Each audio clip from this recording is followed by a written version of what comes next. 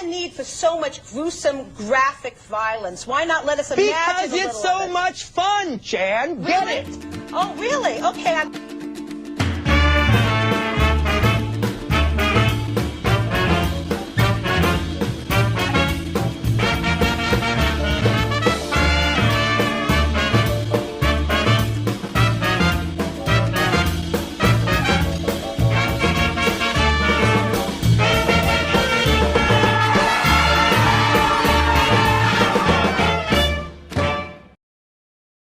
Quentin Tarantino, every film bro's favourite director. Known by his indulgent violence, long scenes of dialogue riddled with profanity, and references to other popular culture, Tarantino has used this style of directing, be that a style that takes heavily from other filmmakers' works, to create some of the most engaging films of the 21st century. From crime dramas, to love letters to 70s cinema, and movies that are really, really boring, his skills as a filmmaker and a director have earned him many praise that I think he very well deserves. But I'm not talking about Tarantino reusing other films' ideas in his.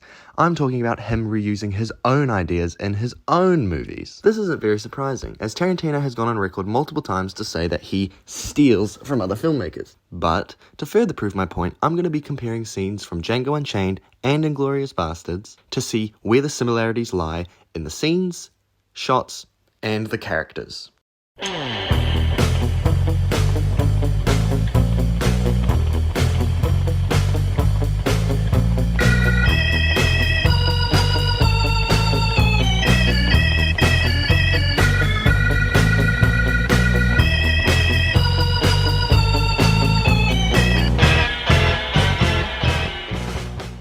Ah yes, Hans Lada. Played expertly by Christoph Waltz, he totally brings his A-game to this performance. Playing such an evil, conniving, and intelligent villain, he brings a truly evil character that you love to hate. Hans Lada is a high-ranking officer of the SS, who displays terrifying psychotic tendencies, getting visible pleasure from the intimidation methods and his commands of violence, or his even personal partaking of it. Hans is smart, a genius most likely, speaking multiple languages, and knowing how to strip someone down and make them feel helpless. A scene that shows this is the opening. Hans plays his cards perfectly, letting the man he is talking to have the illusion of choice, asking him for permission multiple times in the conversation. But by the end, the larger and physically stronger looking man is brought to tears as Hans is able to find the harbored Jewish family the man is hiding. And as the music swells in, with a smile on his face and not a care in the world, Adieu.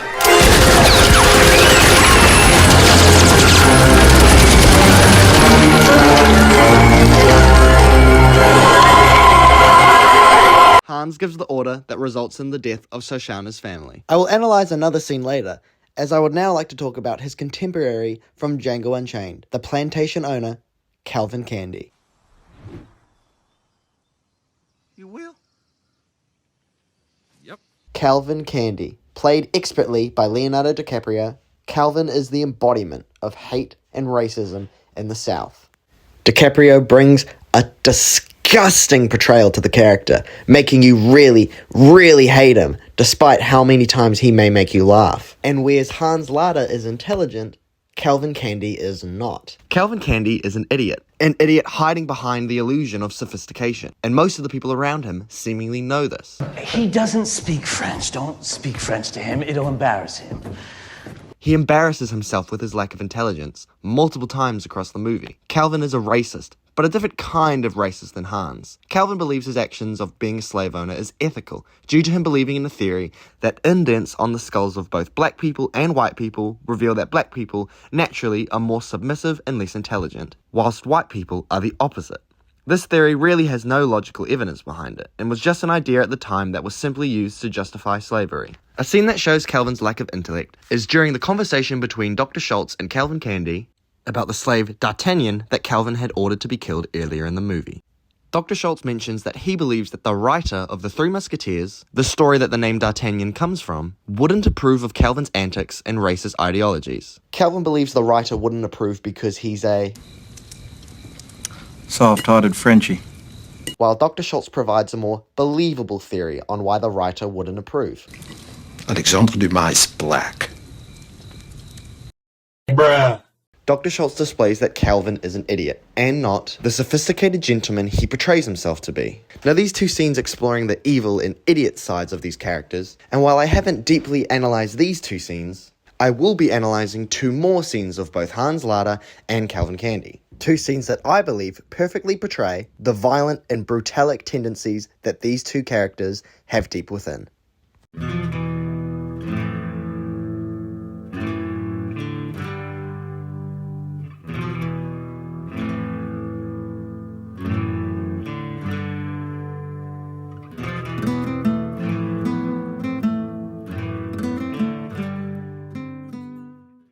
Ah yes, the violence. Well, you gotta have an opinion. I mean, do you think that God came down from heaven and stopped Oh, what the fuck's happening? Oh, man. It wouldn't be a Tarantino movie without it. However, the violence in these two movies is shown differently from Tarantino's other works. Whereas violence inflicted on those racially discriminated at the time is portrayed as shocking, cold, and cruel. And the violence inflicted on those racist tormentors of the films is usually highly dramatized and comedic. Basically meaning, if you're a racist, you're gonna get shot in the dick. The first scene I would like to analyse is the scene between Hans Lada and Bridget von Hammerstock, a scene which Lada reveals that he knows that Hammerstock is allied with the bastards, revealing this to her by very creepily putting on a shoe that she was earlier wearing in the film. But this is a Tarantino movie after all, of course we were going to get some feet. Weird fetishes aside, this scene is brilliant. Both Diane Kruger and Christoph Waltz bring award-winning performances in this very short scene, as Kruger is perfectly able to portray Hammerstock's uncomfortableness and terror. Hans, Sie bringen mich in Verlegenheit. And Christoph Waltz is able to portray Hans Lada, firstly, as curious and almost childlike. Würden Sie bitte in die rechte untere Innentasche meines Mantels greifen und mir geben, was Sie darin finden? And the part of the scene that I believe makes it truly great follows as Hammerstock pulls the shoe from Hans's jacket. As she searches around, her hand stops, and she realizes exactly what she was searching for. And, with a slow, terrified glance back at Hans, his facial expression alone tells her everything she needs to know. Hans knows that she's been working with the bastards, and Hammerstock knows that her time is coming to an end. I believe this short sequence of her searching the jacket for the shoe is proof of Tarantino's mastery at directing. He conveys so much emotion simply between the facial expressions of two characters. Hammerstock, seemingly knowing her time is up, asks Hans what he plans to do next. Was jetzt, Oberst?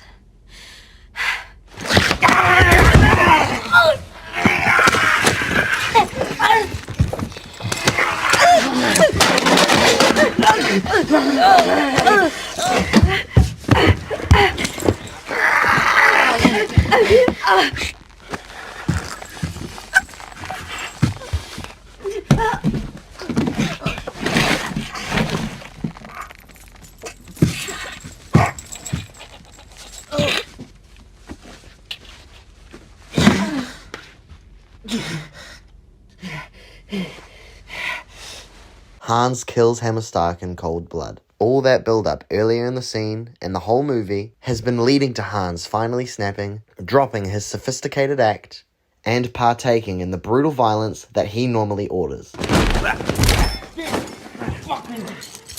The scene, while disturbing, is shot perfectly and conveys the horror and distress as Landa chokes Hammerstock to death. The shots of her legs and feet kicking and thrashing, while probably here to tickle Tarantino's fancy, shows Hammerstock's state of panic with absolutely no dialogue. And the close-up shots of her face?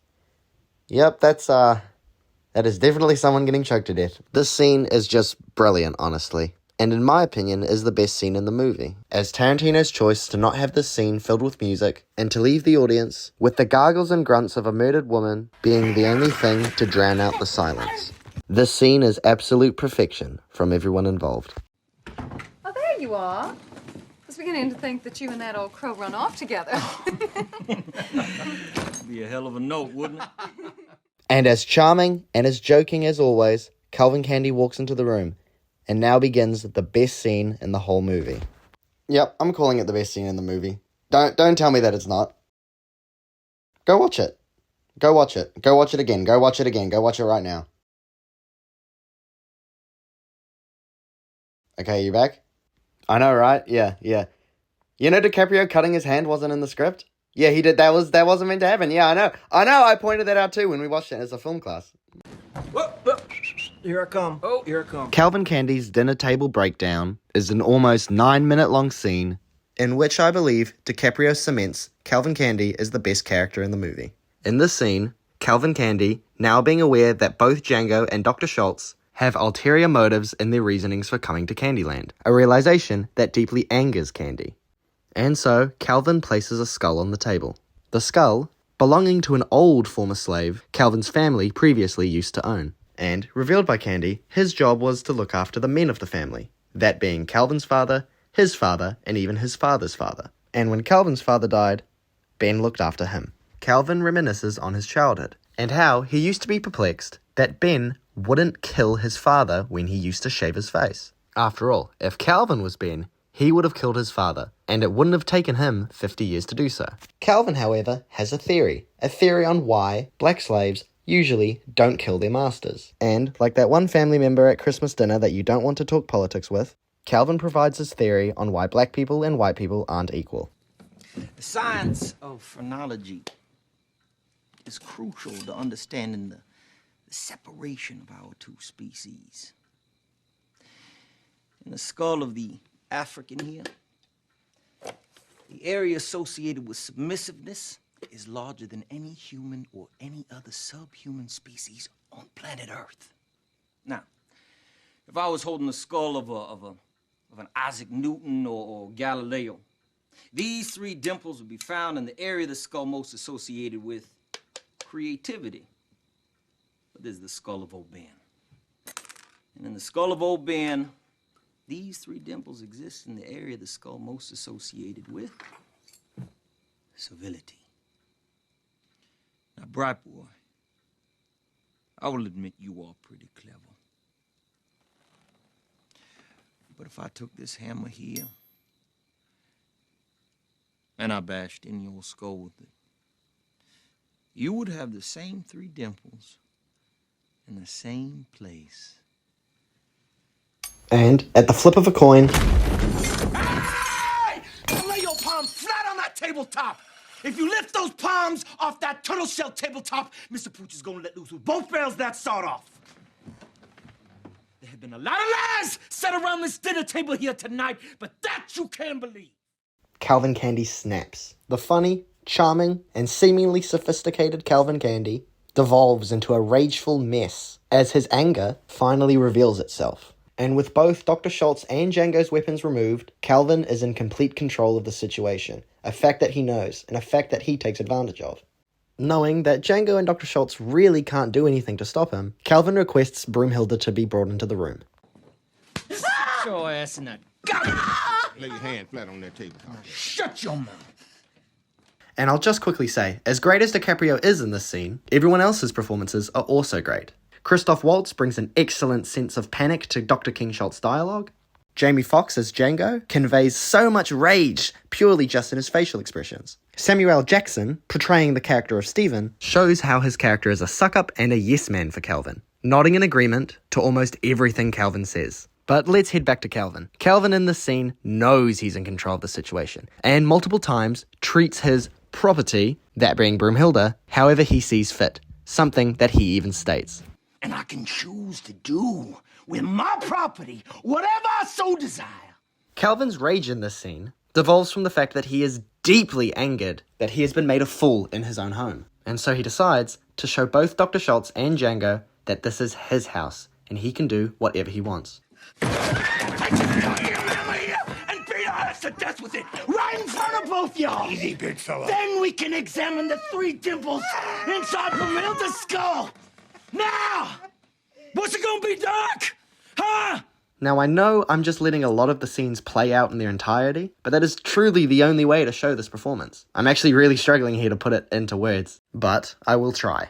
And while no one in this scene dies, I believe it is just as violent as the scene I previously analysed. You can clearly see the joy in Calvin's face as he indulges in the power he has in the situation. Sold! To the man with the exceptional beard and his unexceptional nigger. And, to what I believe is horrifying, is Calvin's complete disregard for the slaves he owns. Not considering y'all have ridden a whole lot of miles. After all, he did call them his property. Man, this Calvin Candy guy is so charming. Doesn't it make you just want to, shake his hand or something? DiCaprio starts the scene cool, calm, and collective, and, as the scene progresses, an absolutely terrifying monster within Calvin Candy shows itself. This scene truly shows why DiCaprio deserved his Oscar. Wait, he didn't win an Oscar for this movie? Are you fucking...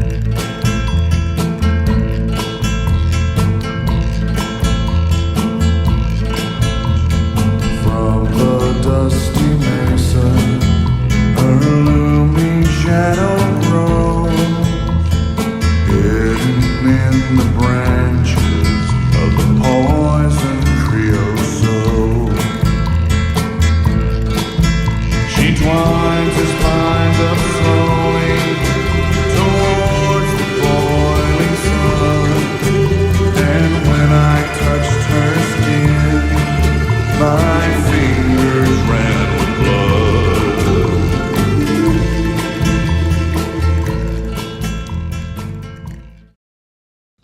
You know what I think you are?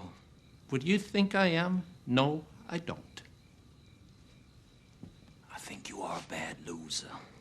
And I think you're an abysmal winner. For this section of the video, instead of reviewing two scenes separately, I'm going to be reviewing two scenes at the same time. These scenes being the destruction of Candyland and the explosion at the movie theater. And the similarities that I have noticed. Our heroes both present themselves to the villains, much to their shock and surprise. With Shoshana using the video she spliced into the film to inform all of the Nazis in the room that they are going to die, and specifically deciding to do so in English so they don't understand what she is saying. And with Django Unchained, Django is able to sneak into Candyland and wait for Calvin Candy's friends and family to arrive. Django finally has the advantage and finally gets his revenge, as he mocks, berates, and kills everyone in the room. D is silent here, baby. The villains of the movie are annihilated in a spectacle of ultraviolence. When I kill that guy, you got 30 feet to get to that guy. Can you do it? I have to.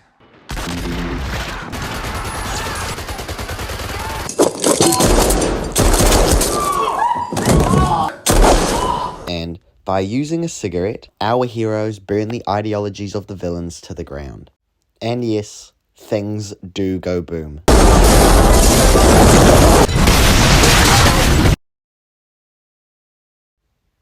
Django Unchained and Inglourious Basterds, while not Tarantino's best films, they are definitely two of his most well-made. But that might just be the double dose of Christoph Waltz that we're getting.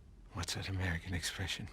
If the shoe fits, you must wear it. I'm sorry to put a bullet in your beast, but I didn't want you to do anything rash before you had a moment to come to your senses.